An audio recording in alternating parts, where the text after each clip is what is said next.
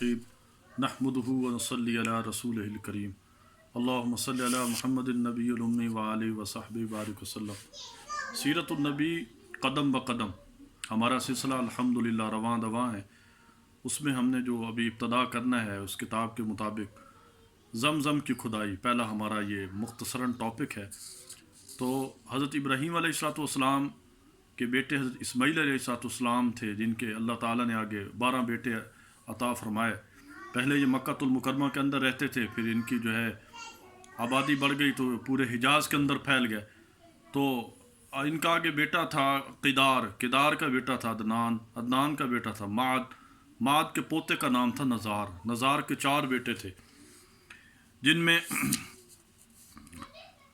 میں سے آگے قریش بن مالک پیدا ہوئے۔ قریش بن مالک کو فہر بن مالک کہا جاتا ہے، اور قریش کی اولاد میں سے اقتدار جو ہے قصی کو ملا، اور قصی کے 3 بیٹے تھے۔ عبد مناف میں سے ہاشم پیدا ہوئے۔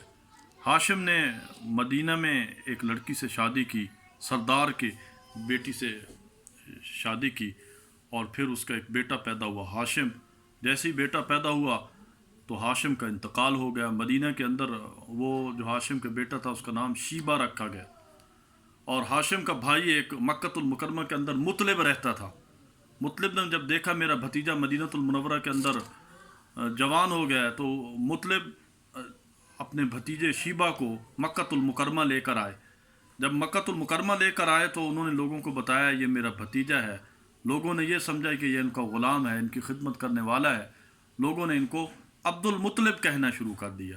یہی وہ عبد المطلب ہیں جو حضور صلی اللہ علیہ وسلم کے دادا ہیں، اور ان کے جو بیٹے تھے ابو طالب، حمزہ، عباس، عبداللہ، ابو لہب، حارث، زبیر، زرار، عبد الرحمن۔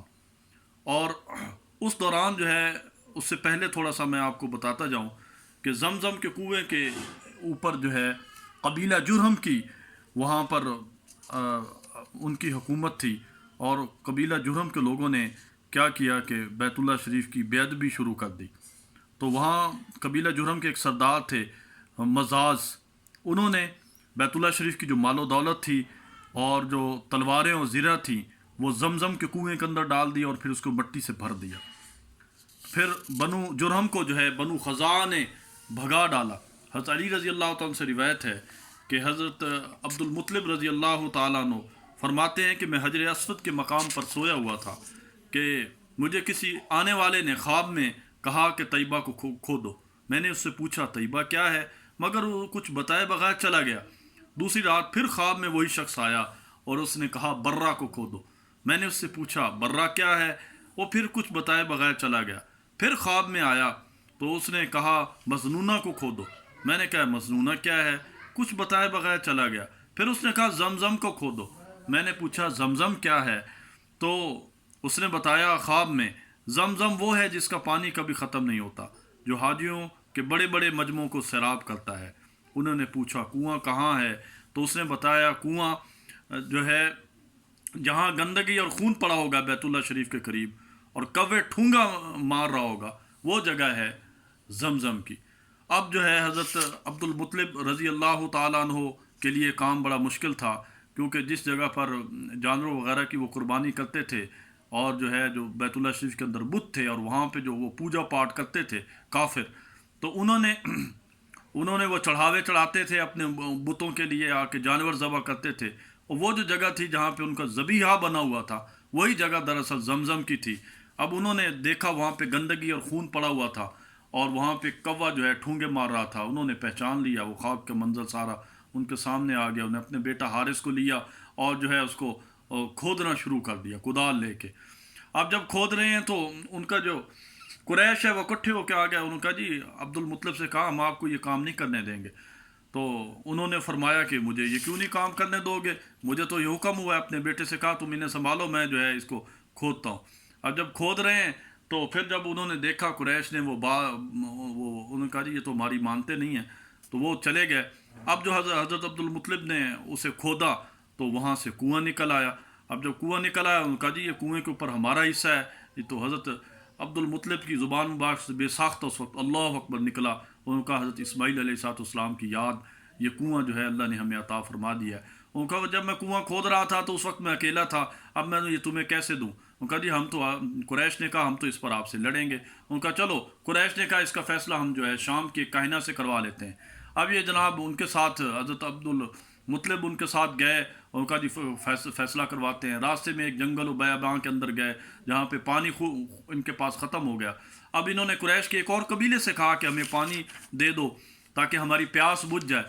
تو انہوں نے انکار کر دیا انہیں پانی دینے سے. تو اتفاق ایسا ہوا کہ حضرت عبد المطلب رضی اللہ تعالیٰ جب وہ پانی کہیں سے نہ دے سکے تو حضرت عبد المطلب رضی اللہ تعالیٰ نے اپنا اونٹ اٹھایا تو ان کے اونٹ کے جو ہے نیچے سے چشمہ جاری ہو گیا پانی کا. حضرت عبد المطلب رضی اللہ تعالیٰ نے وہ پانی ان کو بھی پلایا, قریش کا جو دوسرا قبیلہ تھا ان کو بھی دیا. انہوں نے کہا اس وقت, انہوں نے کہا جی عبد المطلب سے کہا بے شک آپ ہی اس کے وارث ہیں, آپ ہی جو ہے زمزم کے کنویں کے ولی ہیں, آپ ہی اس کے متولی ہیں, ہم آپ سے یہ حق آپ کا نہیں لیتے. فیصلہ ہو گیا, اللہ نے فیصلہ کر دیا جی, آپ ہی جو ہے حاجیوں کی صحیح خدمت کرنے والے ہیں, ہم آپ کو جو ہے فیصل مانتے ہیں. اب حضرت عبد المطلب رضی اللہ تعالیٰ واپس تشریف لائے. جب واپس تشریف لائے تو پھر انہوں نے اس کنویں کو اچھی طرح کھودا تو اس میں سے مال و دولت, زرہیں, تلوار, سونا چاندی نکلا. انہوں نے کہا جی یہ تو ہمارا مال ہے. پھر انہوں نے فال ڈالی. اب جو فال ڈالی, فال کے اندر انہوں نے 2 تیر جو ہے مال و دولت کے ڈالے, 2 جو ہے وہ بیت اللہ شریف کے ڈالے, 2 انہوں نے قریش کے ڈالے, 2 اپنے ڈالے. تو جو زریں تھی وہ ان کے نام نکلیں, اور جو مال و دولت تھی اور سونا چاندی تھی وہ بیت اللہ شریف کے نام نکلا, اور جو قریش کے نام کچھ نہیں نکلا. اب حضرت عبد المطلب رضی اللہ تعالیٰ نے جو مال و دولت اور سونے سے جو ہے نا بیت اللہ شریف کو بھر دیا, اس کا دروازہ سونے کا بنا دیا, اور جو ہے اور وہ زیریں وغیرہ اور وہ تلواریں اپنے پاس رکھ لیں. تو یہ ہے جی یہ زمزم. کیونکہ حضرت عبد المطلب رضی اللہ تعالیٰ نے دعا مانگی تھی کہ یا اللہ میرے لیے یہ زمزم کی کھدائی آسان فرما دے, میں جب آپ میرے لیے یہ آسان کر دیں گے تو میں اس کے نتیجے میں اپنا ایک بیٹا ذبح کروں گا. اب بیٹا ذبح کرنے ہونے کی باری آئی. پھر انہیں خواب کے اندر بار بار انہیں بشارتیں دی گئی کہ آپ نے جو وعدہ کیا تھا کہ میں اپنا بیٹا آپ اللہ کے راستے میں ذبح کروں گا, ذبح کرو. تو پھر وہ پریشان ہوئے اور اٹھے, اور پھر جو ہے انہوں نے حضرت عبداللہ رضی اللہ تعالیٰ عنہ جو آپ کے سب سے چھوٹے صاحبزادے تھے جن کے چہرے انور سے نور نبوت پھوٹتا تھا, پھر ان کو ذبح کرنے کے لیے انہوں نے جو ہے سلسلہ شروع کیا. انشاءاللہ یہ آپ کو نیکسٹ ویڈیو کے اندر اس کے بارے میں بتائیں گے. آپ ہمارا چینل سبسکرائب کرنا نہ بھولیں. جزاک اللہ خیر. السلام علیکم ورحمۃ اللہ.